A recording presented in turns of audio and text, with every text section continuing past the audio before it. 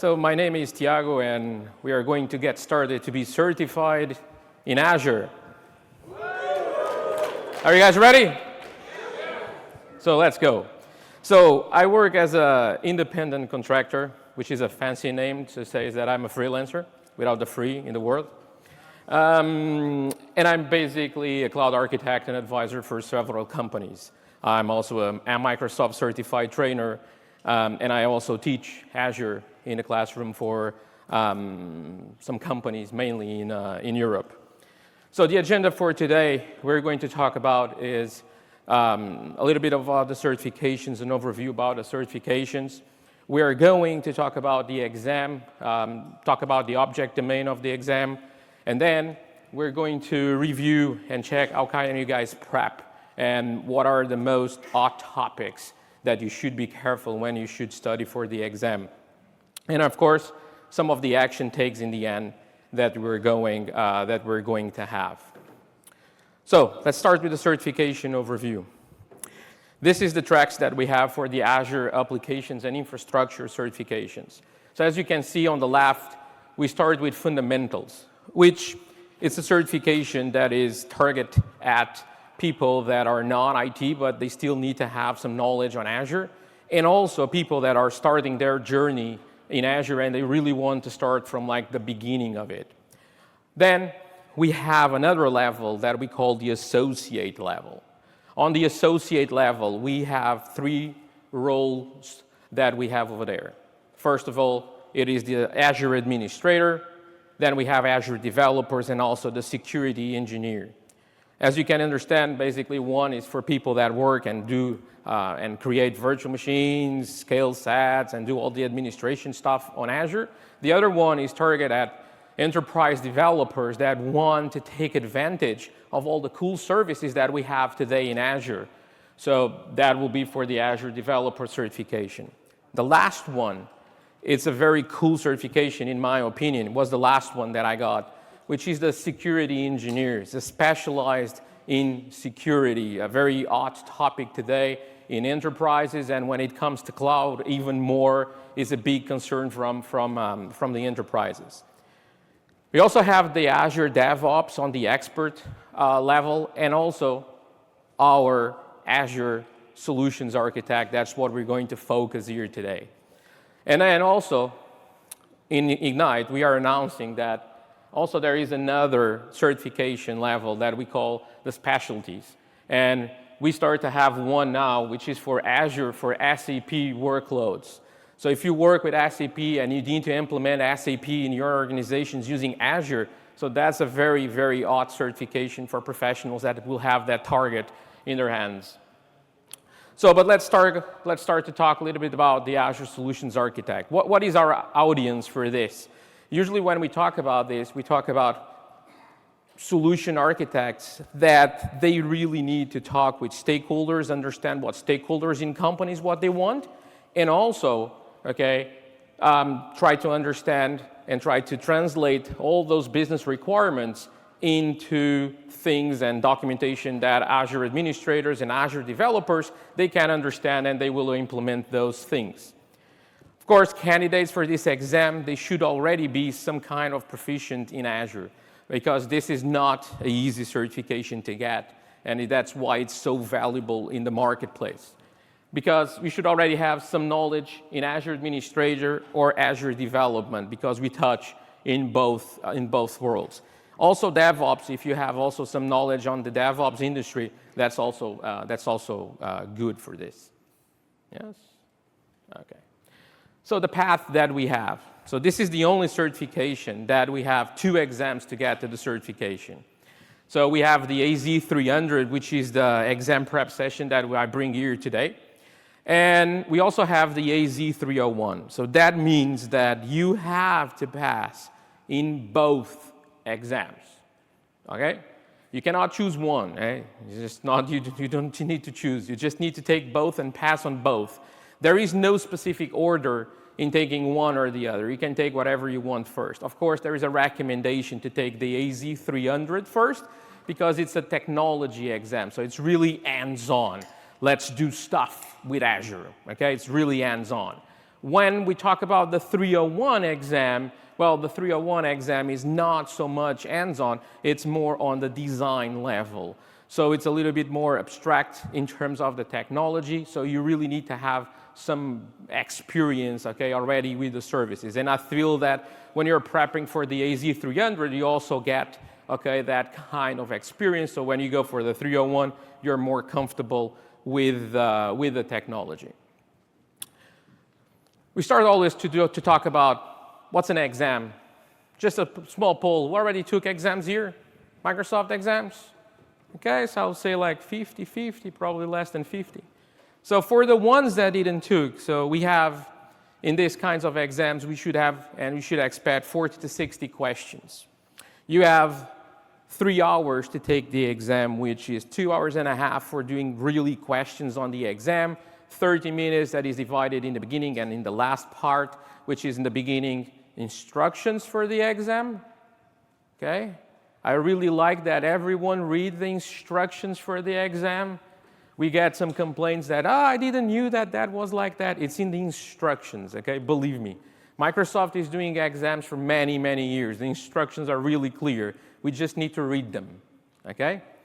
And then in the end, we have some time that we can comment on some of the questions that we did.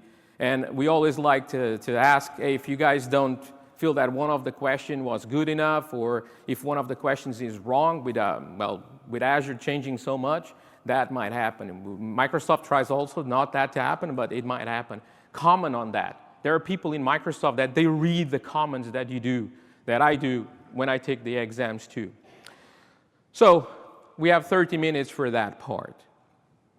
All the questions that we have to do. If you do a question and you get it wrong, you don't get last points, or there's no deducted points on questions.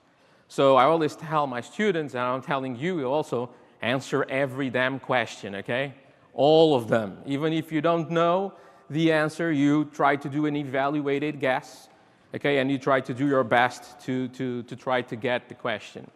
Also, there are some questions in the exam that they cannot be skipped. So this means that you're answering the question, and then you say next question, and then you cannot go back to that question. Again, this is very well explained in the instructions. You just have to read the instructions. Some people don't read the instructions because they are nervous taking the exam, which is fair, okay, totally fair. But that is really well explained there. So some questions that you cannot go back, okay? And others that you can go back, you can always mark for review. So if you don't know the answer, you're saying, I feel that this is the answer, but I want to review this in the end of this section, you can always do that. There is more than just multiple choice questions. Got it? So this is not an exam that's just multiple choice questions and you select and that's it. So there are different types of questions. There are going to be build lists. There are going to be odd areas. There are going to be, like, for example, pieces of code, PowerShell, Bash, C# code, whatever, depends on the exam, of course, with incomplete parts, and you have to click and you have to complete them. You're not going to write code. That's not the idea over there, but you have to complete them, okay? So all of that will be there. And also, we also have, and that was announced last year in Ignite, performance-based labs. And performance-based labs, they're coming for all the role-based certification exams. And that's really when you have Azure in one window and you're going to have tasks to do. I have a slide on that. And also case studies, the famous case studies, yes, I know, okay? So we have sometimes a case study, we have some business requirements, you're going to have some technical requirements, and usually it is a lot of text to read, but the answers will be on that text. So you just need to go to questions, and with your knowledge that you have studied for the exam and the context that you get from the business requirements, the technical requirements, you're able to answer those questions. The performance-based labs will have a UI like that. So on the left, you're going to have the Azure portal. On the right, you're going to have tasks. And you can expect 7 to 9 tasks per lab. And as you can see over there, just basically expand one of the tasks, and what happens is that they are going to ask you to do something, okay? You have to do that in the Azure portal. You can do it through the Azure portal. You can fire up the Cloud Shell if you're good in Bash and just type some Bash commands. If you prefer PowerShell, you can do it in PowerShell. What happens is you have to do exactly what they are asking in the task. How do you get there? Doesn't matter. Got it? And then there is something in the back that will check if you really did exactly that. It's pretty cool, no? Huh? You guys like that? I love labs, to be honest, okay? So let's talk about an exam overview and objective domain that we have. So this is the objective domain that we have for the AZ-300. So what we have is deploying and configuring infrastructure, and then we have like a percentage there. That percentage basically means that 25 to 30% of the topics on that exam will be about deployment and configuring infrastructure. Then we also have the same thing for implementing workloads and security, 20 to 25, create and deploy apps, 5 to 10%, implementing authentication and secure data, and then develop for the cloud and Azure storage, 20 to 25%. And this is where I want to get. There is code on this exam. There are developer topics, and there are IT pro topics on this, okay? So it's a mix on administration and development. That doesn't mean that you have to be like an expert in both, but at least in one of them is recommended that you can excel in one of the fields so that you can take the exam and pass, okay? So deploying and configuring infrastructure then, as you can see, divides, and you have like some subtopics over there.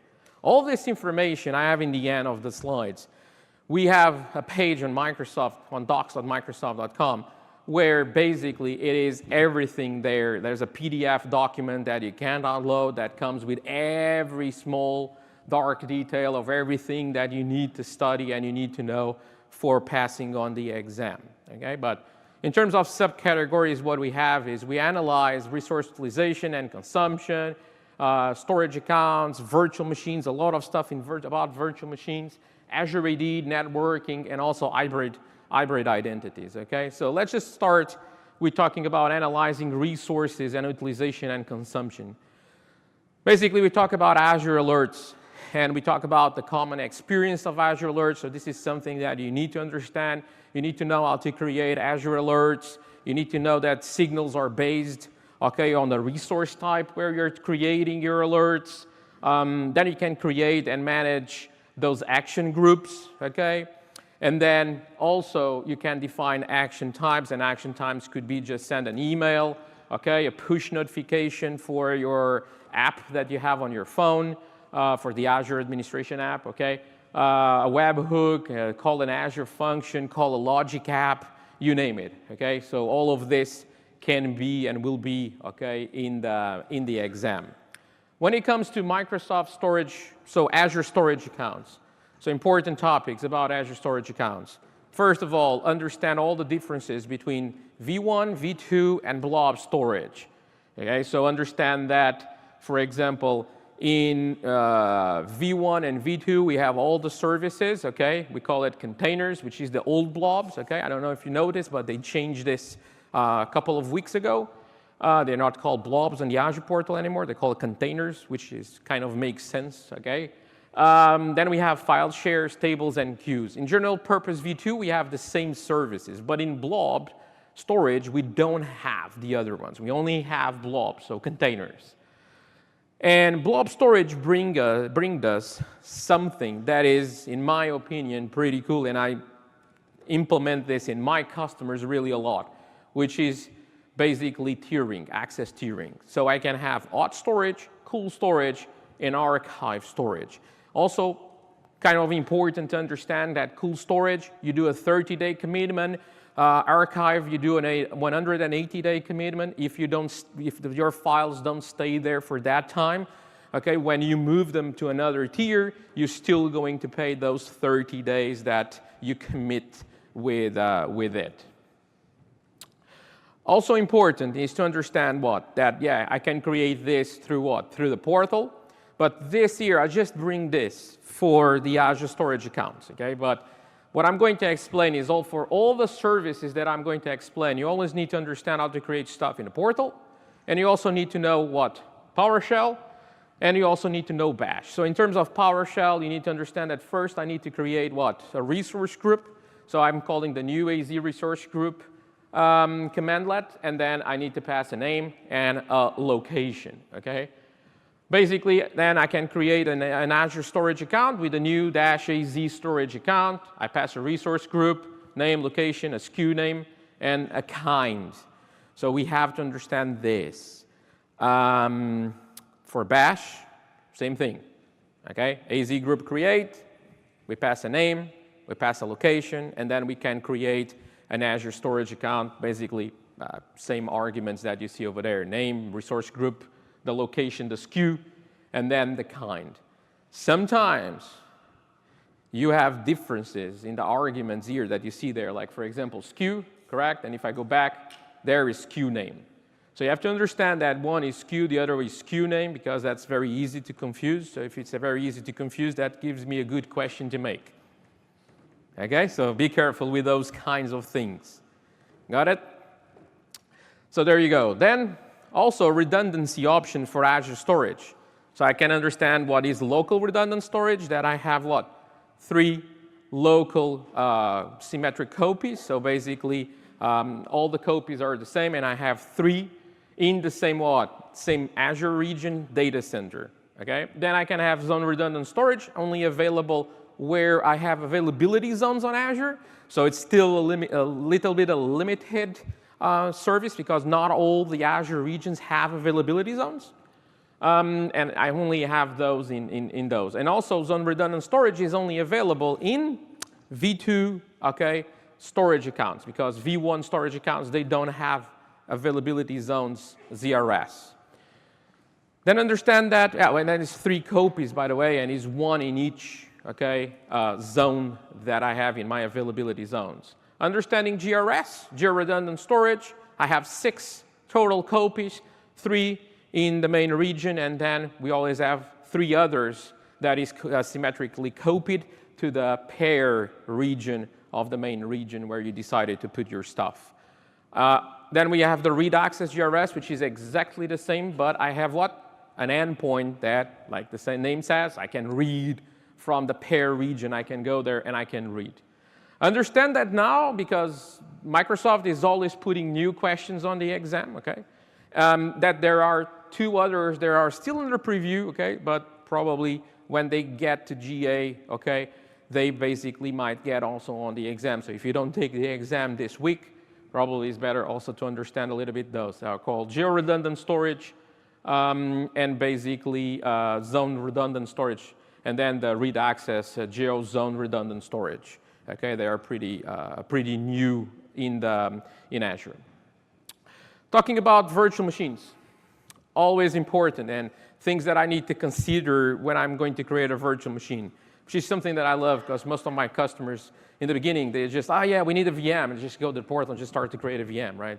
Like, come on, just hold on, okay? I know that you're excited to create virtual machines, but first let's see what will be a good naming structure for my virtual machines. Location. There are a lot of things that might, okay, make my decision to put one virtual machine in one, okay, region and not on another region.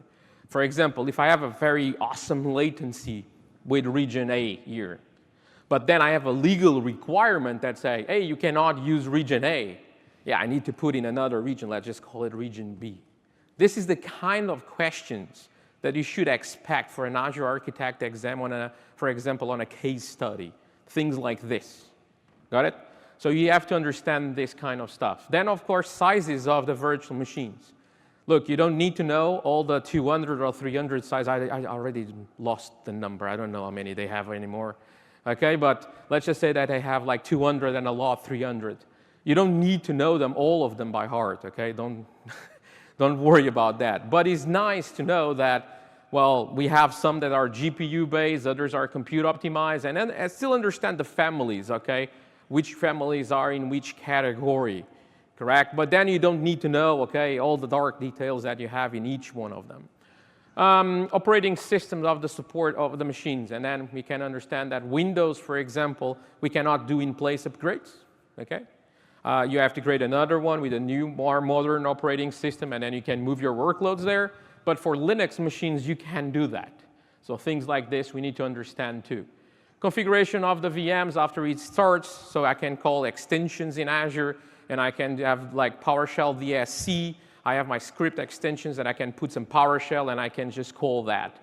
And of course, related resources that the VM will need. Understand that I can attach data disks to the virtual machines, that I can put also more than one NIC to my virtual machines, but I have limits on this. And limits are basically based on the size of your virtual machine. Okay, understand a little bit that, because if you have a scenario where you need 3 NICs, you might need to go to a bigger VM, even if you don't need that, so that you can put the NICs over there, okay? Then automate this. Understand how it runs in PowerShell, how it does in Bash, so Azure CLI. Also with ARM templates, and we're going to see ARM templates are a really big thing on the exam. And also through the Azure portal that I can do also this, and I can do all of them too, through the marketplace images, or I can have my own images too over there. And also through code. There are SDKs with Fluent API for C#, Java, and Python that we can also create virtual machines with that technology. Talking about automate the deployments of virtual machines. So basically, there you go. I'm just doing here in the Azure portal. I start to type template deployment. I basically get the template deployment UI, and I can basically edit this. And as you can see, I can basically add a resource through the portal, and I can choose there a Windows virtual machine. And then basically, I can also even select too from the GitHub repos that we have from the Quick Start template repo. If you don't know, you should know that. It's a really awesome repo where we have hundreds of ARM templates to create Azure resources. So it can be a good starting point even for your consulting parts that you need to do. And then basically this will load, okay, the ARM template. Talking about the ARM template, so what do we need to know about ARM templates? We need to understand that they have a structure, schema, they have the content version, we have parameters, okay, and then we can have variables based on those parameters, and then we have resources, and resources where I'm really going to create my part of the resources that I want to create, okay? I give an advice, everyone, just review some of the ARM templates that you get on the Quick Start template, GitHub repo. Just have a look at the best ones, like to create storage accounts, virtual machines. There are a bunch of them for VMs there, for SQL databases too, so all of them, so that you're comfortable with ARM templates, and start to create your own ARM template so that you're comfortable with this. Talking about high availability, also super important, the high availability part. So you need to understand that a single VM, we can have 99.9 in SLA, but all the disks, there's a catch here, that all the disks needs to be what? Premium storage. I cannot have like 10 disks premium storage and then a standard data disk there. You lose the SLA, okay? Then also availability sets. I can create an availability set. I can go up to 3-fold domains depending on the Azure region where I'm creating this, and also up to 20 update domains. And if I have 2 instances in here, I get 99.95% of an SLA. Again, this is the kind of questions that I expect an Azure architect to know by heart, is that if I give you a case study that I need a 99.99% of an SLA, hey, look, there's only one answer. You need to go to what? You need to go, if you're talking about infrastructure, you need to go to availability zones. So you need to select a region where you support availability zones, and you have 3 zones per region, and each zone has independent power, cooling, and network. Got it? So it's really a big thing. And of course, because of this, you get 99.99% of an SLA, of uptime SLA. And also you have also low latency across zones. So what is in the Azure documentation is that you get less than 2 milliseconds of latency between regions. Okay? I have customers that they have more than that in their data centers, okay? Deploy and configuring VM scale sets. So understand what a scale set is. So I can create this, and I start with 2 virtual machines that size. Then I will put some workload in here. And then I can put what? Scaling configurations on this. I can just say, hey, I want just, for example, X number of instances, or I can enable auto-scaling configurations. And if you enable auto-scaling configurations on this, basically you can put some rules there. Well, if, for example, I have more than 75% of CPU, I get a new instance. If I have less than X, okay, for example, I will have a less one instance, so that you can go up when you have the demand, but also you get down when you don't have that demand. So something like this. You can also limit, as you can see over there, instance limits in the middle of the picture, minimum, maximum, and a default number of instances. So you can say there, I can go up to 10 and no more than 10, and I always need 2 at least. Okay, I don't go less than 2 instances. So we can do this, and it's pretty cool what we can do with scale sets. I don't know if you already use scale sets or not, but this is like really, really cool for some legacy systems that you still need infrastructure as a service to run this with scale sets. Implementing solutions that use virtual machines. So also our topic is about configuring Azure Disk Encryption for virtual machines with the help of the Key Vault, Azure Key Vault. So basically, I need to understand that I need an access policy, like you see over there. So basically, that will enable, okay, the encryption of your disks. And also, again, so talking about topics here will be also networking, group policies, and tiers. Don't forget tiers of virtual machines. This is like super important on the exam to understand the families of the virtual machines, okay? Then we talk about what? We talk about creating connectivity between VNETs. So, which of course we need to know a little bit about virtual networks, but then the hot topic will be like creating this. And we have 2 big options to connect to virtual networks. The first is to create a VNet to VNet, which is what you see in the picture. And basically the other one will be what? Will be VNet peering. So understand a little bit that the billing method of peering is just based on traffic, but you pay every time, everywhere, even in the same region, peering is paid. Okay, and you pay the 2 ways, you pay inbound and outbound, but you just pay the traffic and that's it. And it's super easy to set up and you trust on the Azure backbone.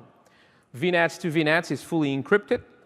And what happens is that you need, and you can see over there, that VPN gateway in one side, you need a VPN gateway on the other side. Okay, so, and also that those 2 devices that you need, well, that's 2 appliances that you need to create over there, they are going to be paid. Plus, if you're doing this across regions, you also need to pay, of course, the traffic. But it's not that hard to implement. But of course, yeah, VNet peering is like something that we do like in 30 seconds. We have VNet peering implementing between 2 VNets. It's really, really easy to set up. Talking about networking, so public IP addresses, private IP addresses, understanding the differences, understanding that an IP is a separated Azure resource, so it's not something that you put on a VM, an IP, and it's just on that VM. You can then detach it from a NIC, and then you can just attach it to another place. So things like this that we need to understand. Public IP addresses, I can attach to virtual machines, I can attach to instance load balancers, VPNs, or application gateways too. I can also have a DNS hostname resolution, as you can see on the picture over there. I can just try to find a free hostname, something that is available, and you can create also that. So you can live with hostnames instead of living with the IP address itself. Also, private IP addresses. They are located to the subnet range where you put them. Again, you can also have dynamic, you can have static, knowing the differences on this. Okay, so this will be also something that there's a lot of questions about this. Again, also how to create IP addresses and public, private, using what? Bash, PowerShell. So understanding those 2 parts, okay, also something that is important. When it comes to Azure AD, we have understanding that we have a flat structure, understanding the licensing model. So we have the free ones, and then with the free license model, and then we have the premium, the P1 and the P2. Try to understand what comes in the P1 and P2. Okay, like multi-factor authentication, I only need P1. If I'm using PIM, for example, I already need to have P2 accounts. Just the main features that you have on this. because again, this is the kind of questions that you can get on a case study or even in a straight question, okay? Understanding also password management. So when I configure hybrid identities, understand that I can configure pass-through, okay? I can basically configure the password hash synchronization, understanding all those models, and also the other model, which is using ADFS, so that all the authentications happen on-prem, okay, using the old ADFS model.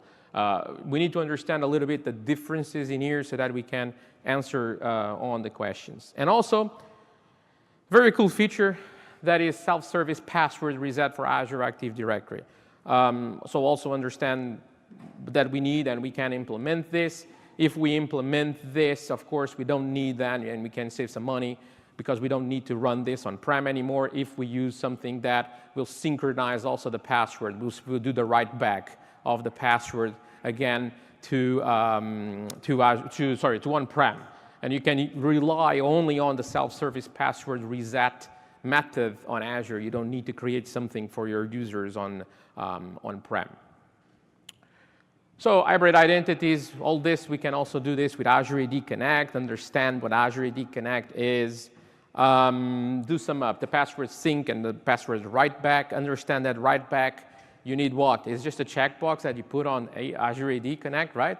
But there is a catch that we need to have a premium account to make that happen. Okay, so all of this that we need to understand for Azure AD Connect. Then we have another topic, which is implementing workloads and security. So we need to talk a little bit about migrate servers to Azure, serverless computing, load balancing, role-based access control, and multi-factor authentication. Those are the hot topics that we have in here. So migrate servers to Azure. Understand that companies today, they really don't want to focus on having those super expensive refresh cycles in the data center, that they have sometimes to basically refresh 50, 60% of the hardware of the data center in just that single year. It's a lot of money. They need to do a capital expenditure. I don't want this. So understand that that will basically, with Azure, we can try to go around a little bit this because we start to have an operational expense instead of a capital expense. And of course, understand all that, enable disaster recovery scenarios is also nice when we come for this part, so that we have some stuff on-prem and we can do with Azure, okay, we can use this for disaster recovery scenarios. And there you go. Okay, migration phases. So not all the companies, they can migrate straight away, okay, for the best design architecture that we can have in Azure on those applications. So usually we have several phases. The first phase will just discover. Let me discover what you have. Let me discover your applications, how they work, okay? What are the dependencies between servers that you have and virtual machines that you have? And for this, usually we use a service that is called Azure Migrate, okay? And with Azure Migrate, we can do that phase. When it comes to phase 2, we talk about, let's do the migration itself. And over there, we have two options, okay? We can use ASR, so Azure Site Recovery, to do that, or right now we can also use Azure Migrate to achieve those migrations. It's also a new feature that we have on Azure Migrate, okay? Also, then we can optimize, fine-tune our Azure-based workloads so that we can basically get a good return on the investment from our customers, and this is very easy to do because usually companies, they have those very, very large machines to keep up with peaks on the demand. When we move to Azure, this is one of the things that, hey, we don't need that super very large machine. We can live with a smaller one because like 95% of the time, that machine will be enough. For the other 5%, you can have what? If you have predictable demand, so you can just scale more instances for that machine, for that scale set, for example. Or if you don't have predictable loads, well, you can also use auto-scaling to achieve that. VMs are cool, but this is, for me, it's the coolest feature that I can have today in Azure. It's like serverless. Because with serverless, it's not that we're not going to have servers. Of course, we always have servers in the back, but I get abstracted okay, from the servers that I have. So I don't have any infrastructure to manage. I don't have to have any scalability rules. And of course, with this, I have a fast time to market. So I can build my apps. I can just put it to run in serverless. What do I have to respond to serverless? I can build logic apps. I can use logic apps in a very design way, very no-code, almost no-code experience. In a visual workflow management that I have, I can have connectors to more than 200 software as a service applications. And you just need to connect them, configuring, and then you can create those kinds of workflows that you see over there. Also, Azure Functions. And Azure Functions started to be a developer thing, but today, even we can run now this with PowerShell even there, and Bash, and things like that. This is the new experience, okay, that we have for customers to run. For example, like Azure automation stuff, why not running on Azure Functions? That's also an opportunity for us to do this. And it's very easily, I can have an alert, calls a function. And the function, you pay for what you use. There is nothing in the back. You don't have to say, oh, this is this instance, okay, this size, and I have 2 of them, and I need to configure scaling. No, you can run in serverless mode. That basically you're trusting all that Microsoft Azure and the capabilities that Azure have to scale this on you, and you don't have to worry. And of course, you're going to pay for exactly what you use and not for the capacity that you had reserved. And also event grids, that is very easy to build event-driven applications and things that happen on Azure. Okay, then I can call a function, I can call a logic app, I can just put a message on a service bus message, on a storage message. So all of this, also some questions about event grid. Then talking about load balancing. So when it comes to load balancer, we need to understand that we have Azure Load Balancer, layer 4, basic and standard tiers. Talk about the limits, okay? So 100 machines for basic, 1,000 for standard. Basic is free, standard is paid. And I can have features like port forwarding, and I can have public or private load balancers depending if the IP that I attach there on the front is what, if it's a private or a public IP address. That's what makes a public load balancer or a private load balancer.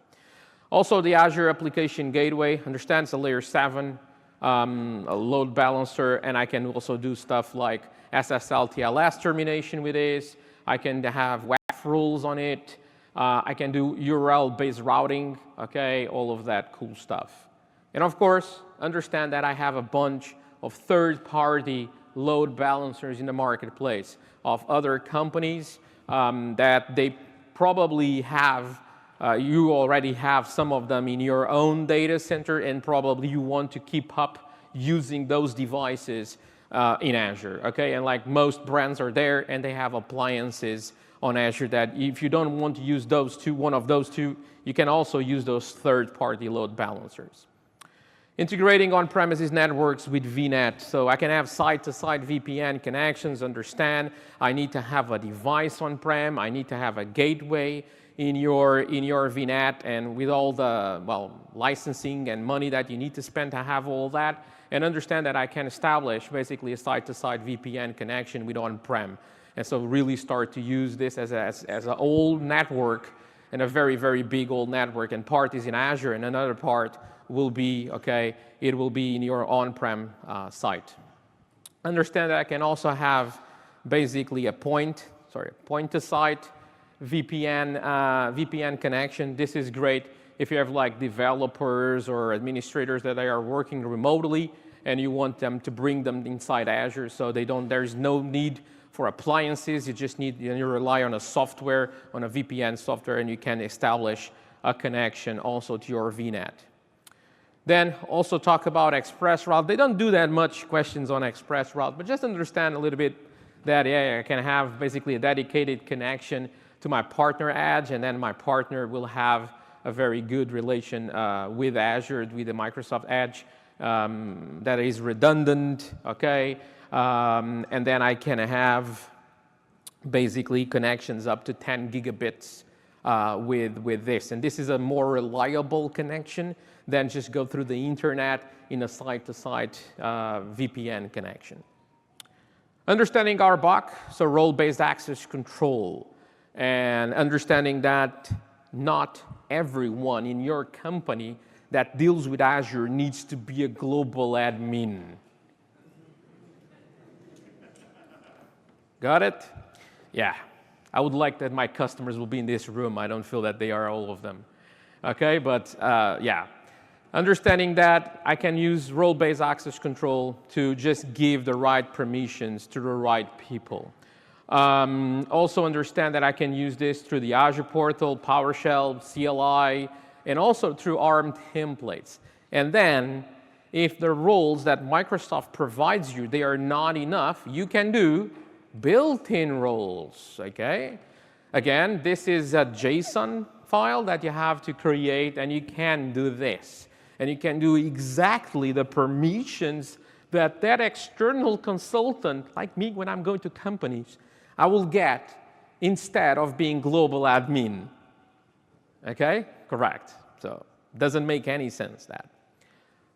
Also talking about MFA, multi-factor authentication. Configuring user accounts for MFA, conditional access policy, that's like a freaking hot topic there. Okay, like, so be careful with that. Understanding that, yeah, you need a premium account to do that. By the way, if you're studying for the exam, you can also do a trial of a P2 account. You have 30 days, I think. And for 30 days, you have 25 licenses or 100 licenses as a P2, so you can always try, and you can try these cool features. So conditional access policies, I can do stuff like, when I go to a specific application, okay, I can basically say that, well, when you go here, okay, I will give you access, but you have to provide multi-factor authentication. So I have to provide a second factor so that I can give you access to this. Like, for example, when you access where? The Azure portal, correct? So that's always the best practice to have. Creating web apps, so here we talk about the app service, and when you talk about web jobs, I have continuous web jobs, I have triggered web jobs, understanding the differences, understanding that I only have two models, which is continuous and trigger, I don't have more. Understanding that I support files like command, executables, PowerShell, bash files, PHP, etc. And I can also run, if you say that you want this to be triggered, then you can do triggers based on a schedule, and those schedule will be those cron expressions. And I will ask everyone here to review cron expressions for the exam. Then understand that I have a bunch of tiers, free, share it, etc. What I really want you guys to understand is that the first two that you have over there, they run on shared hardware. All the other ones is dedicated hardware. So you have to choose, I want a machine this size, and I want X number of instances of that machine, etc. And understanding the main differences between in terms of feature-wise. Like, for example, I can have custom domains starting on the shared, but only the basic allows me to have SSL TLS certificate for that custom domain. Okay, so check out those features and those differences in the features on the app service tiers. When it runs containers, understand also, for example, the Azure Container Registry. Understanding that I also have 3 SKUs, the basic, the standard, and the premium. And for example, understanding again the differences. The premium, one of the cool features that it gives me geo-replication. So I can just say, hey, I also want that ACR over there, over there, over there, over there. And it does all the synchronization of the image containers that I put over there. And again, also very important, okay, understand the bash part of this, and also understand a little bit of Docker, because those are the things that you're going to do, like a Docker pull, a Docker push, so that you can push some images for your registry. Okay, so you need to understand that too. Then implementing authentication. This is easy. It's just understanding OpenID and OAuth, understanding the registration process for your applications. No more than that. Then the last bit, understanding Cosmos DB. This is like also a very hot topic, as the product is very hot there.